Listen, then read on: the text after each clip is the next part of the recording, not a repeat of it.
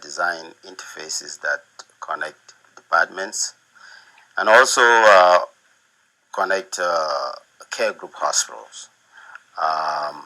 Interfaces such as linking the radiology department, linking the pharmacy, linking the emergency department, linking the OR.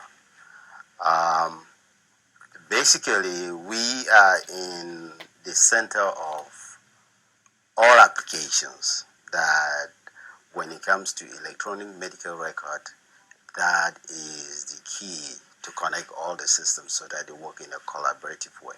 My favorite part of the job is that it's a challenge every single day. The problems you think you've seen, they change. And that interoperability is fairly new, and there are a lot of people talking about it. It's not so easy.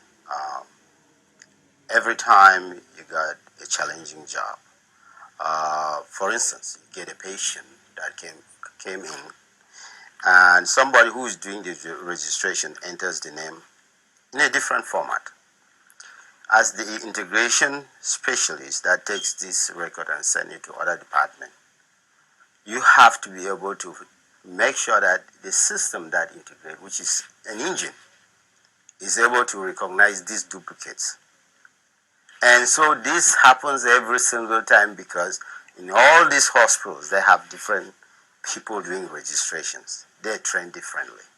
And we're dealing with multiple legacy systems. So that is where it becomes a challenge. Every single day is a challenge. Very active in humanitarian work. For instance, there's a project in Africa which basically covers about 200,000 patients in indigenous, which I'm actually looking at how do we provide healthcare to these people who are suffering.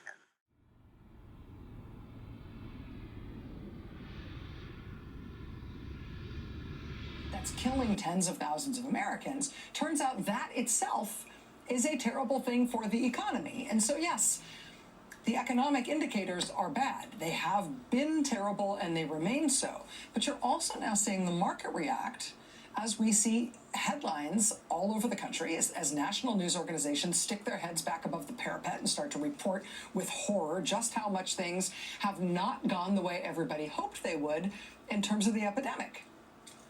Things haven't turned out the way they were supposed to, the way people assumed they would, the way people hoped they would when we decided to start as a country pretending that this thing wasn't really happening. You'll notice I was not here over the weekend. I think this is the part that we really need to take personal responsibility for. Saturday, I had a little low-grade fever.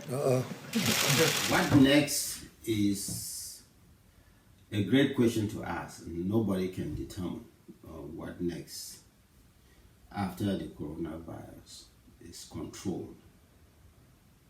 Here in the United States, a lot of businesses will collapse. This is going to be far worse than the financial crisis. You will find true success and happiness if you have only one goal. There really is only one, and that is this: to fulfill the highest, most truthful expression of yourself.